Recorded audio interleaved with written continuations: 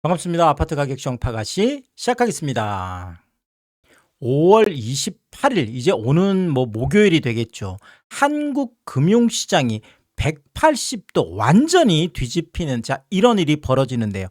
그 이유를 이제 차근차근 한번 설명을 드리면은 일단은 미연준의 신임 의장이죠. 금리 인하를 기대하면서 파월이 가고 나면 결국 내가 꽂아놓은 트럼프죠.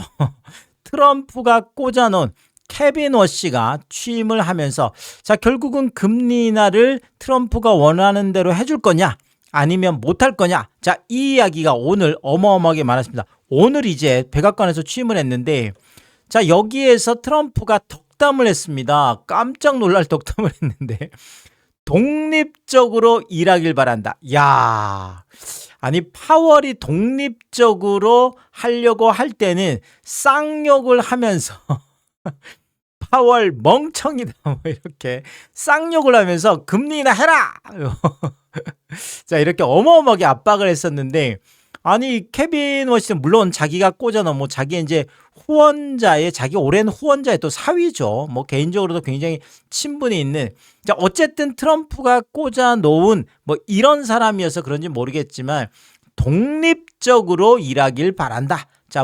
미연준의 독립을 나는 존중한다. 이런 의미겠지만 그 내면을 들여다보면 독립적으로 일하길, 이거는 네가 알아서 잘해라.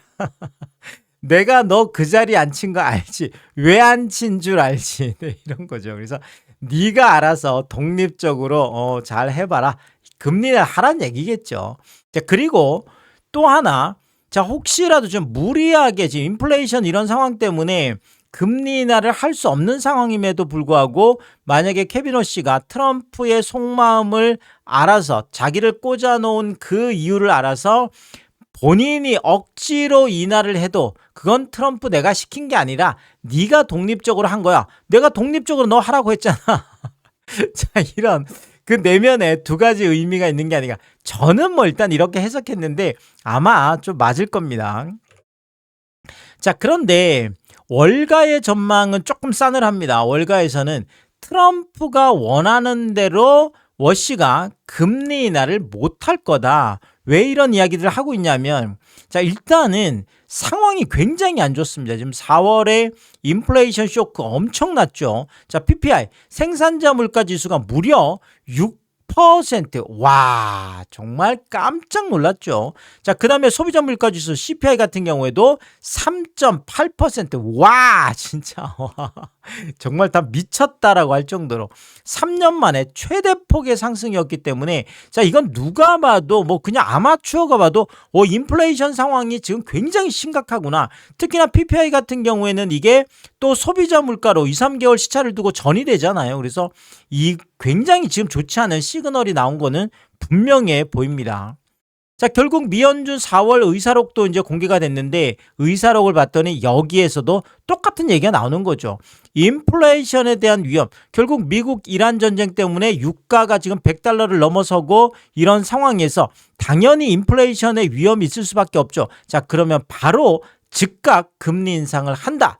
이런 정말 매파라고 하죠. 보통 우리가 긴축, 그러니까 매파적인 의견이 다수였다. 이렇게 공개가 돼서 결국 지금 미연준의 전체적인 위원들의 스탠스는 매파적이다. 결국 금리 인상 쪽에 무게를 두고 있다. 오늘 의사록에서 이게 또 공개가 됐습니다. 그리고 또 하나, 월가에서 지금 워시가 금리 인하를 못할 거다라고 하는 이유 중에 하나가 바로 이 미연준의 FOMC. 우리나라 이제 통화위원 같은 이런 거죠. 그래서 통화 정책을 결정하는 이제 최고 기구죠. 그래서 이 FOMC의 구성을 보면 이제 워시 의장을 포함한 연준 이사가 7명이고 지역 연은 총재가 5명입니다. 결국 케빈 워시가 의장이긴 하지만 12명 중에 1명.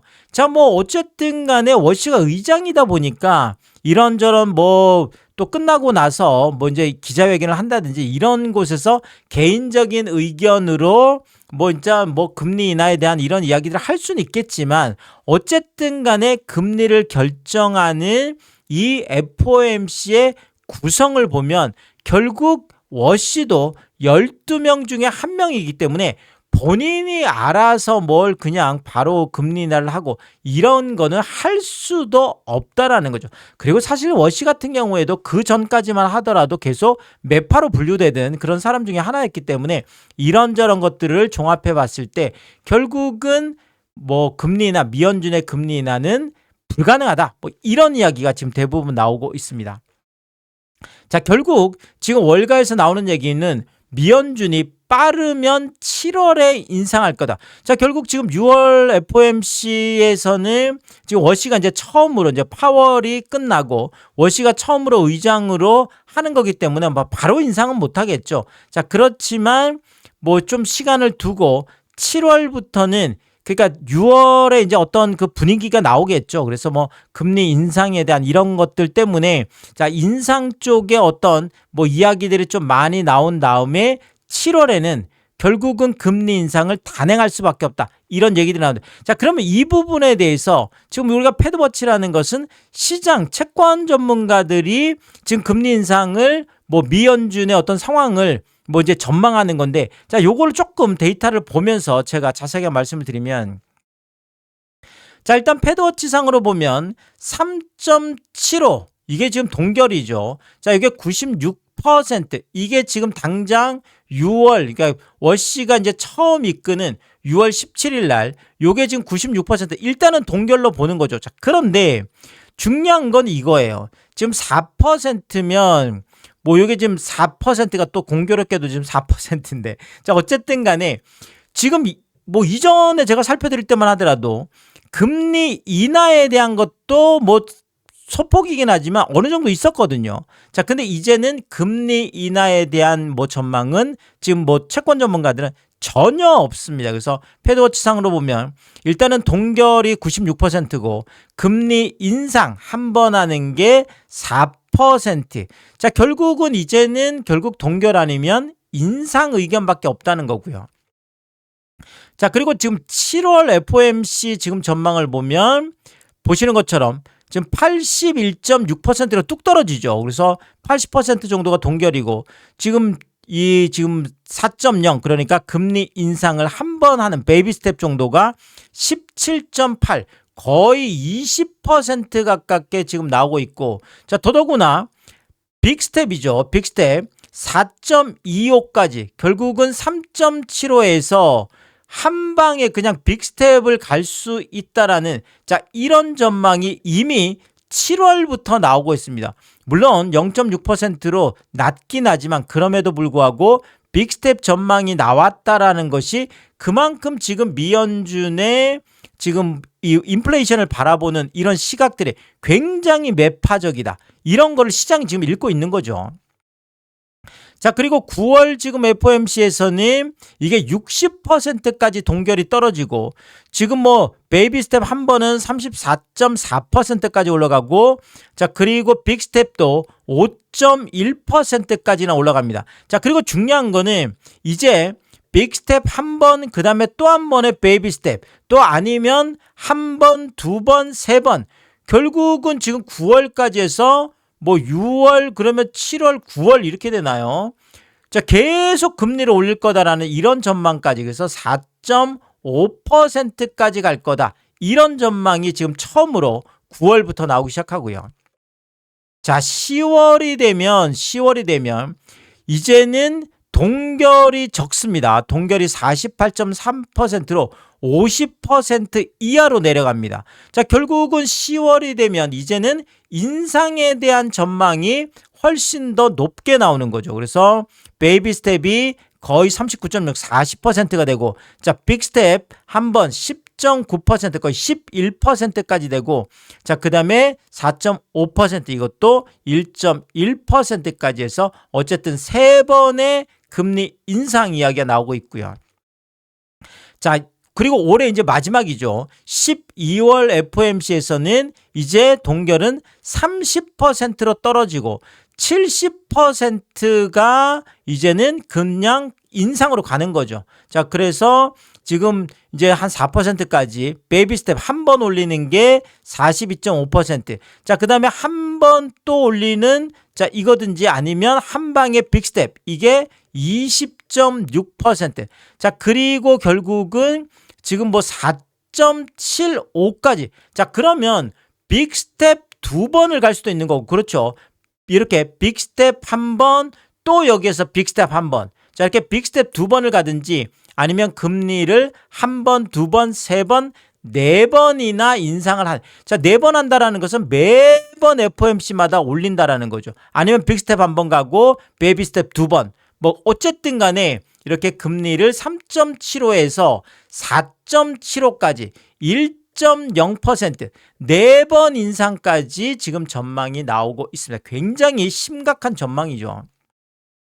자, 그리고 내년 1월이 되면 이제는 동결은 20%대로 떨어지고 자, 드디어 5%가 나옵니다. 와, 저도 깜짝 놀랐습니다. 내년 1월에 미연준의 기준금리가 5%까지 갈 수 있다라는 전망이 지금 나온 거죠. 그래서 야, 도대체 지금 이게 와, 이렇게 되면 만약에 다시 미연준의 기준금리가 5%까지 간다라는 것은 시장금리가 뭐 이거 완전 발작 수준이죠. 이렇게 되면 뭐 정말 난리가 나는 겁니다. 모든 것이. 자, 그리고 지금 내년 3월이 되면 5.0%까지 가는 것도 0.3%나 되고 자, 그다음에 이제 동결은 20% 아래로 내려갑니다. 그래서 80%가 금리 인상 쪽으로 가서 자, 결국은 이렇게 빅 스텝 한 번, 빅 스텝 두 번, 그리고 베이비 스텝. 자, 이렇게 갈 수도 있고 아니면 베이비 스텝으로 계속 간다 그러면 한 번, 두 번, 세 번, 네 번, 다섯 번까지 금리 인상이 있을 거다. 시장은 지금 미연준을 어마어마한 매파적 성향으로 지금 분석을 하고 파악을 하고 있고 여기에 대해서 준비를 해라. 여기에서 대비를 해라. 자, 이런 지금 시그널을 보내고 있는 거죠. 자, 여기에다가 또 하나가 이 금융위기 2008년 뭐 2009년 이 금융위기 이후에 최고 지금 수준의 미국채 금리가 5%를 넘었습니다. 뭐 와, 정말 깜짝 놀랐죠. 엄청난 쇼크였는데 자, 그런데 이 지금 5%가 안 내려가고 있어요. 지금 거의 일주일째로 파악이 되는데 5% 지금 넘어서고 나서는 안 내려가고 있습니다. 그래서 뭐 지난 주말 이번 주말까지도 계속 그런데 자, 결국은 이렇게 시장금리가 이렇게 높다라는 것은 결국 여기에 따라서 기준금리가 올라갈 수밖에 없는 거죠. 그래서 이 미국채금리 자, 이것이 결국은 뭐 연준의 금리 인상 시그널로 작동을 하고 있다. 당연히 이런 분석이 가능하죠. 자, 보시는 것처럼 30년물이 조금 조정이 됐음에도 불구하고 5%를 여전히 넘어 있습니다. 5.064까지 가 있고요.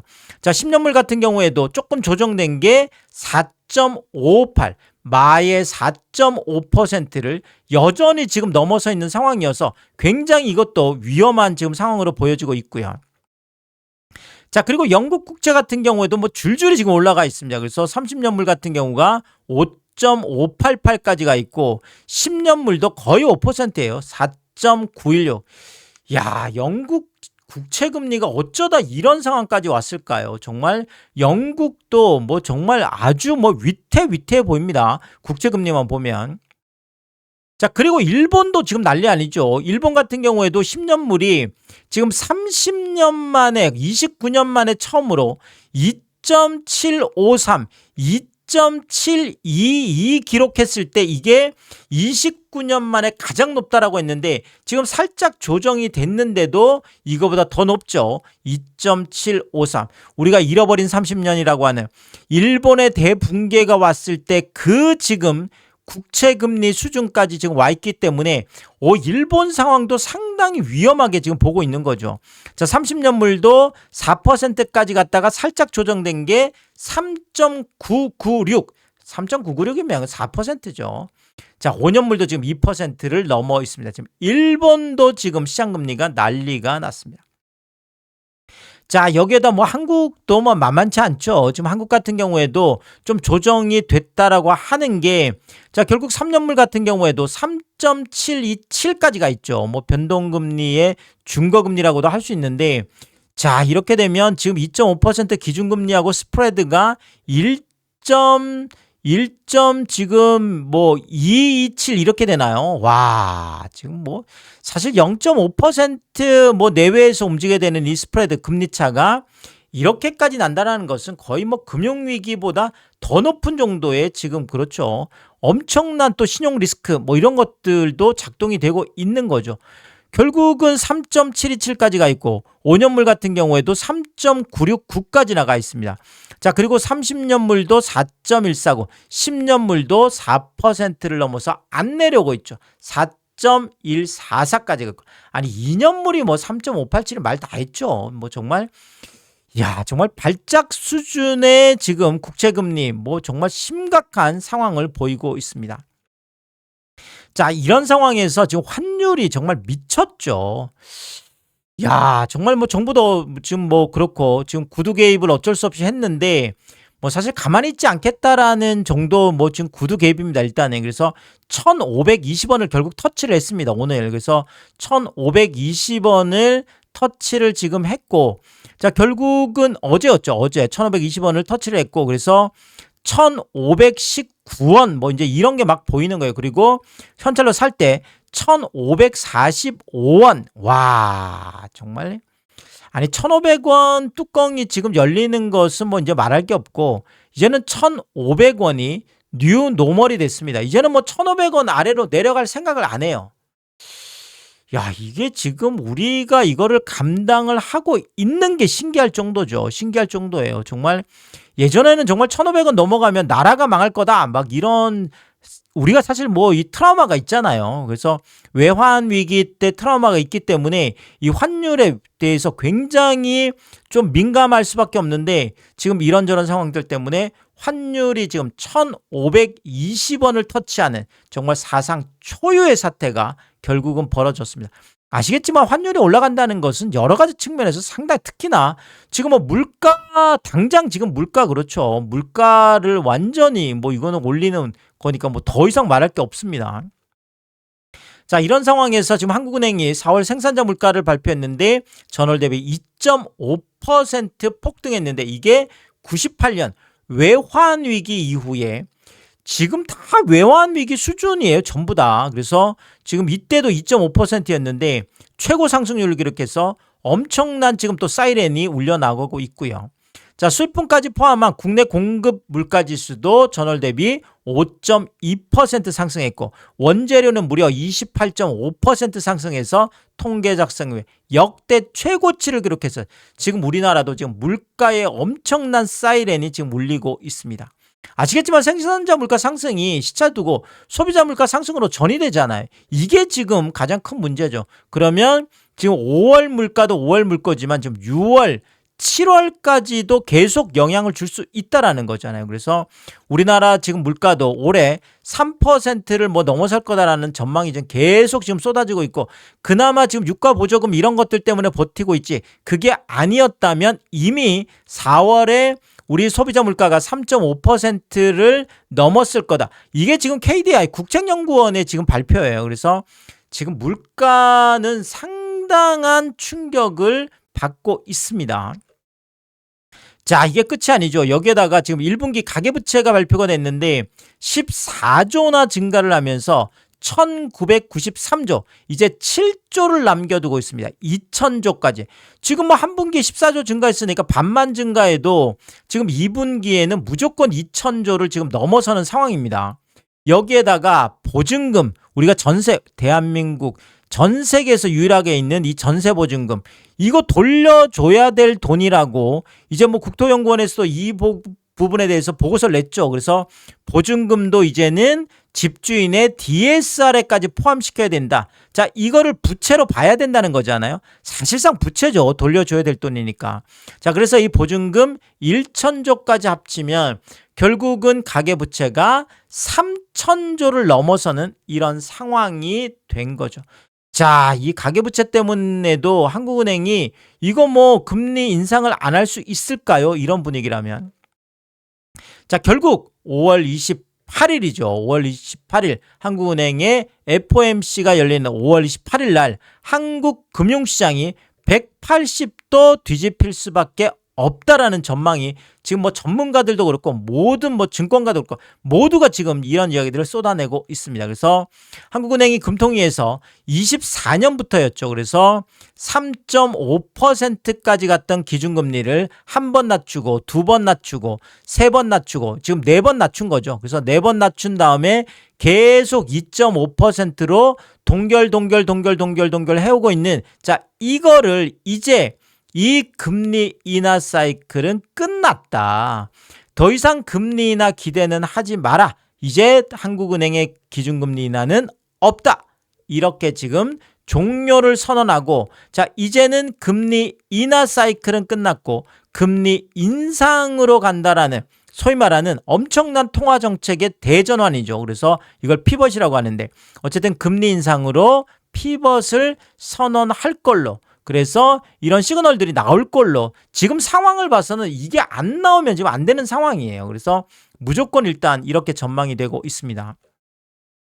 자, 이런 것 때문일까요? 지금 은행들의 주택담보대출 금리가 미친 듯이 올라가고 있는데, 특히나 5대 은행 중에 하나인 이 농협은행의 지금 주택담보대출 금리, 그것도 고정금리가 지금 고정금리가 미친 듯이 올라가고 있는데, 자, 4월 말에 6.74였던 주택담보대출 금리가, 5대 은행의 금리가 6.74도 사실 어마어마하잖아요.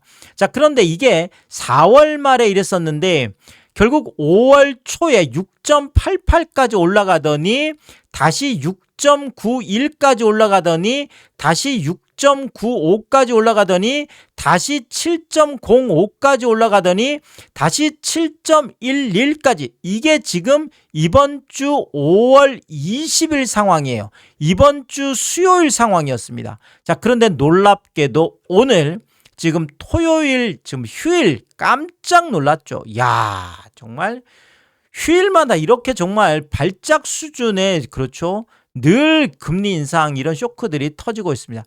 7.12. 아, 이런 금리를 보셨나요? 5대 은행의 지금 또 하단도 5.4이나 되고요. 고정금리가 7.12라는 이런 수치를 보신 적이 있는지 모르겠어요.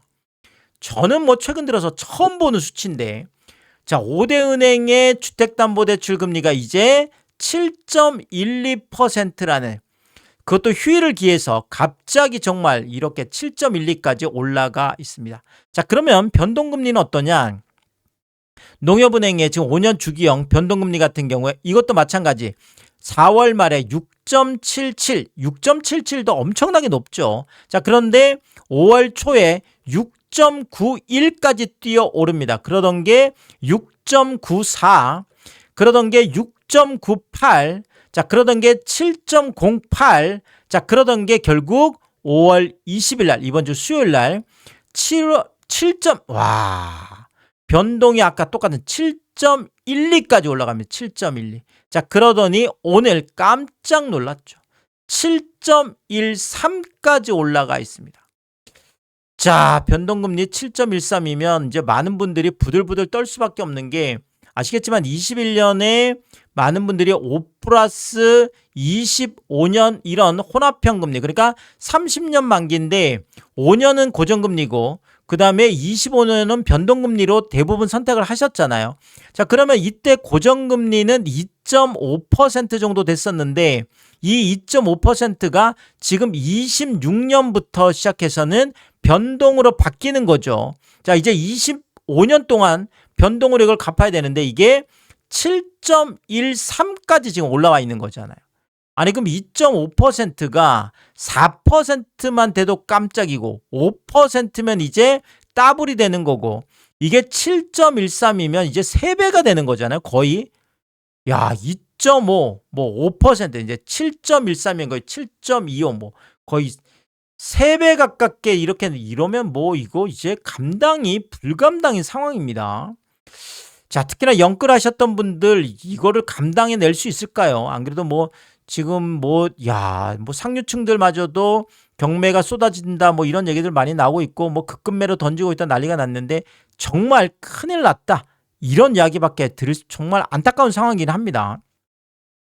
자, 그리고 K뱅크 같은 은행의 아파트 담보대출, 은행의 아파트 담보대출이 8%를 넘어 있습니다. 그래서 8.45, 8.43. 자, 8.5% 가까운 정말 충격적인 은행의 아파트 담보대출이 8.5%. 이러면 거의 뭐 9%죠. 자, 결국은 이런 상황에서 5월 28일이죠. 이제 오는 주 목요일 날 한국 금융시장이 180도 완전히 뒤집히죠. 금리 인하 사이클을 끝내고 금리 인상 사이클로 결국은 피벗 이야기가 공식적으로 나올 텐데, 자, 이렇게 되면 은행의 주택담보대출 금리, 은행의 금리가 10%, 벌써 8.5%면 이미 9%까지 가 있다고 봐야 되겠죠. 그러면 은행 대출 금리가 시중은행 같은 경우에는 7.13까지 와 있으니까 거의 뭐 8% 넘어가겠죠. 8%, 9%. 자, 어쨌든 은행 금리가 10%를 넘어가는, 자, 이런 상황을 각오를 해야 된다. 자, 정말 심각한 일들이 5월 28일 날 터질 걸로 보여지는데, 뭐 굉장히 중요한 내용들이기 때문에 제가 이 관련해서 새로운 이야기 했을 때마다 제가 또 빠르게 업로드를 하도록 하겠습니다. 오늘도 유튜브 쇼핑까지 시청해주신 여러분들이 저희 찐 시청자분들이다, 찐 구독자분들이다, 항상 크게 감사의 말씀을 드리겠습니다. 여러분들 쿠팡에서 구매를 하실 일이 있을 때 아래쪽 하단에 띄워드리고 있는 삼양라면 링크를 통해서 구매를 해주시면 제가 영상을 만드는데 큰 도움이 되고 있다, 이렇게 말씀을 드리겠습니다. 정말 짧지 않은 영상입니다. 늘 끝까지 시청해주시고 유튜브 쇼핑까지 오신 게 그런 거죠.